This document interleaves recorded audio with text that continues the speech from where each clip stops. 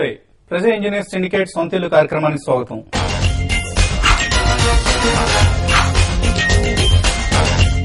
Real estate investment అంటే ఒకప్పుడు మనుషుల ప్రాధాన్యాల్లో చిట్ట చివరి అంశంగా రిటైర్మెంట్ సమయానికి సమకూర్చుకునే చివరి ఆస్తిగా భావించేవారు.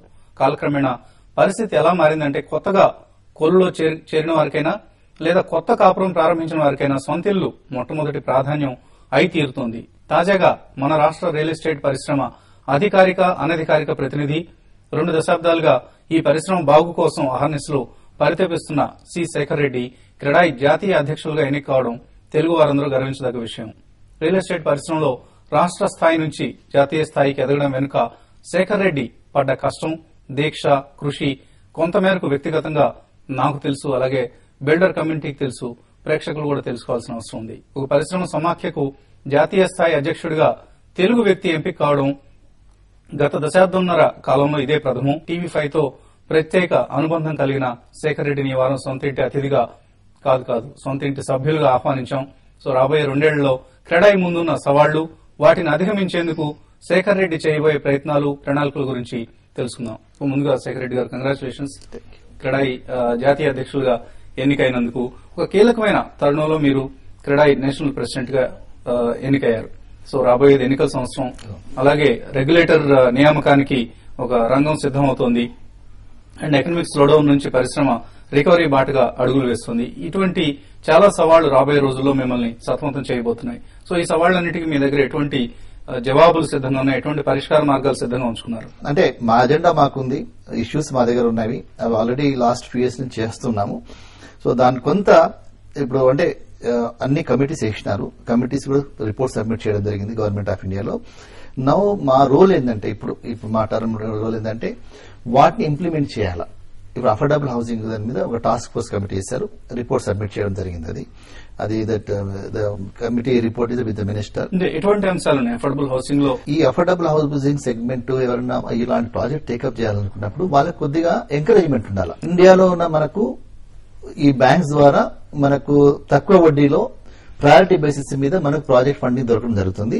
అదే కాకుండా ఎక్స్టర్నల్ బారోయింగ్ కూడా మనకు రావడానికి స్కోప్ ఉంది. ఈ మధ్య కాలంలో కొంత ఆర్బీఐ కూడా కొంత వెలుసుబాటు కలిగించింది ఇది అఫోర్డబుల్ హౌసింగ్ కు. సో అది కూడా part of this affordable entire policy. So అంతేకాకుండా ఎండ్ యూజర్ కూడా ఈ పాలసీ ఇంప్లిమెంట్ చేస్తే ఎండ్ యూజర్ కూడా రిజిస్ట్రేషన్ ఛార్జెస్ ఒక 100 రూపీస్ 200 రూపీస్ ఉంటాయి. ఇది ఈడబ్ల్యూఎస్ సెగ్మెంట్ కు, ఈ 60 స్క్వేర్ మీటర్స్ లోపల ఉన్న వాళ్ళకు. ఈడబ్ల్యూఎస్ వాళ్ళకు capital subsidy plus interest subsidy రావడానికి కూడా అవకాశం ఉంది. ఈ రిపోర్ట్ లో పొందుపరిచిన రికమెండేషన్స్ అవి. ప్లస్ డెవలపర్స్ కూడా ఒక ఇన్ఫ్రాస్ట్రక్చర్ స్టేటస్ వచ్చినప్పుడు ఆయన కొన్ని ట్యాక్స్ ఇన్సెంటివ్స్ కూడా రావడం జరుగుతుంది.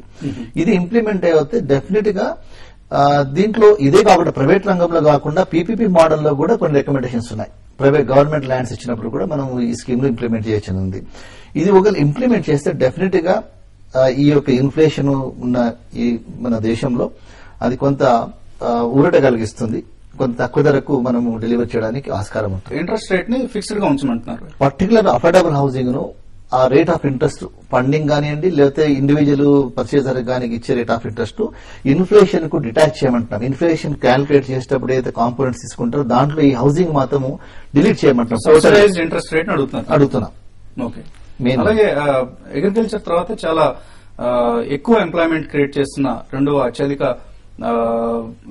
ఎంప్లాయ్మెంట్ క్రియేట్ చేస్తున్న sector real estate sector. And దేశ జీడీపీ కూడా ఆల్మోస్ట్ 10% కంట్రిబ్యూషన్ వస్తుంది ఈ సెక్టర్ నుంచి.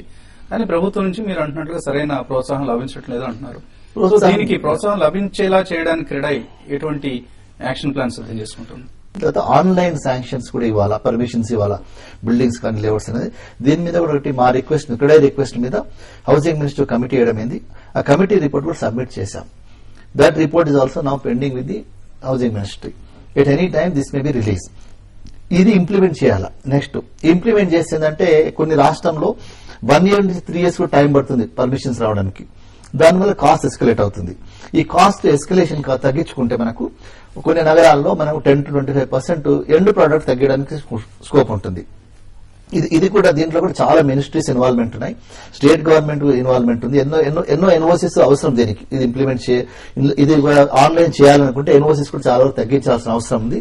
బహుశా దీని గవర్నమెంట్ ఆఫ్ ఇండియా కూడా ఈ జేఎన్ఆర్ఎం పాలసీలో రిఫార్మ్స్ కింద తీసుకొస్తే డెఫినెట్ గా ఇది కూడా ఇంప్లిమెంట్ చేయడానికి స్కోప్ ఉంటుంది. ఇదే కాకుండా రెంటల్ ప్రాబ్లం ఉన్నది.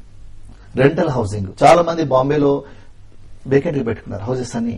They are not renting it out because the rental housing rent control act.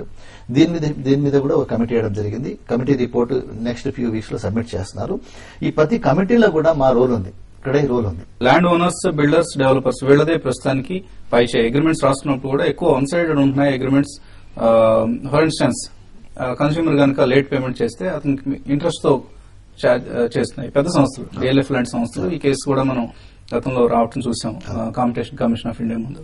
అలాగే బిల్డర్స్ సైడ్ నుంచి ఎగ్జిక్యూషన్ డిలేస్ ఉంటే మాత్రం వాళ్ళకి ఎటువంటి పెనాల్టీస్ ఉండలేదు ఆ క్లాజెస్ లో, అగ్రిమెంట్ లో. సో దీనికి ఎటువంటి మన నివారణ చర్యలు రెగ్యులేటర్ కావచ్చు లేదా మీ వైపు నుంచి తీసుకోబోతున్నారు? దీని మీద మేము ఒక నియంత్రణ తీసుకురావడం జరిగింది. మా కోడ్ ఆఫ్ కండక్ట్ లో మేమేం చెప్తున్నామంటే మా ప్రతి డెవలపర్ కూడా కోడ్ ఆఫ్ కండక్ట్ సిగ్నేచర్ చేయాలా. దీంట్లో ఒక నిబంధన ఏంటంటే ఒకవేళ మీ తరఫున ప్రాజెక్ట్ డిలే అయితే దీనికి మీ కాంపెన్సేషన్ ఏమి ఇస్తారో అగ్రిమెంట్ రాయమంటున్నాం. మీరు రెంట్ రూపంలో ఇస్తారా, కాంపెన్సేట్ చేస్తారా, లేదా ఇంట్రెస్ట్ రూపంలో ఏమైనా కాంపెన్సేట్ చేస్తారా అనేది కంపల్సరీ రాయమంటున్నాం. ఇట్స్ మ్యాండేటరీ క్లాస్ అది. సో అక్కడ మాకు రెగ్యులేటరీ అథారిటీలో దాంట్లో మాకు విభేదాలు లేవు. మాకు వచ్చిన విభేదం ఎక్కడదంటే ఈ డిలే కాకుండా డెలివరీ చేయాలంటే ఎట్లా చేయాలా? మేము ఒక డెవలపర్ గా యాజ్ ఎ కన్జ్యూమర్ డెవలపర్ మేము అన్ని ఏజెన్సీస్ కు మేము డబ్బులు ఇస్తున్నాం.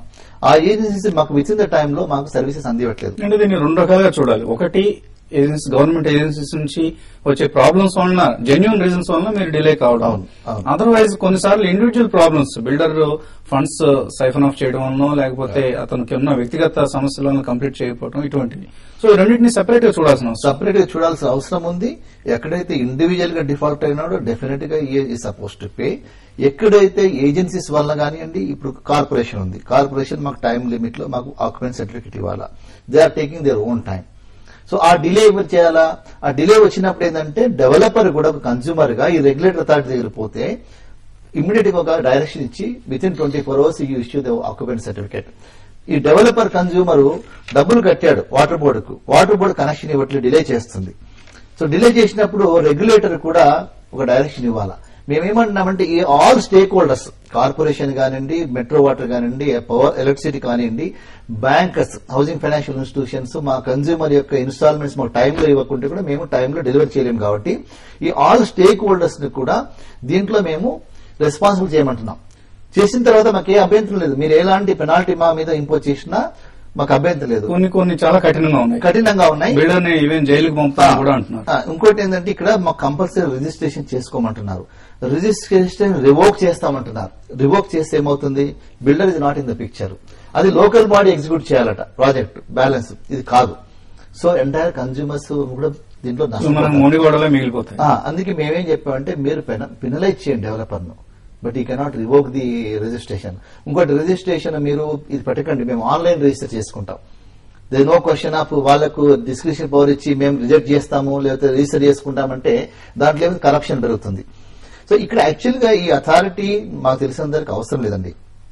ఎందుకంటే ఈ అథారిటీ ఆల్మోస్ట్ లోకల్ బాడీ చేసే ఫంక్షన్స్ చేస్తుంది. తర్వాత ఆల్రెడీ మన కన్స్యూమర్ ఫోరమ్స్ ఉన్నాయి. మేమేమన్నా ఒక స్పెషల్ ఒక చాప్టర్ పెట్టమంటున్నాం కన్స్యూమర్ ఫోరమ్స్ లోనే, సపరేట్ గా దీనికి పెట్టండి. Instead of bringing regulator authority real estate construction industry కోసం సపరేట్ గా పెట్టుకోండి. లేకపోతే సివిల్ కోర్ట్స్ ఉన్నాయి. మా యొక్క దృక్పథం ఏంటంటే ఒక రియల్ ఎస్టేట్ రెగ్యులేటరీ అథారిటీ అనేది ఒక కాంప్రహెన్సివ్ గా రావాలా.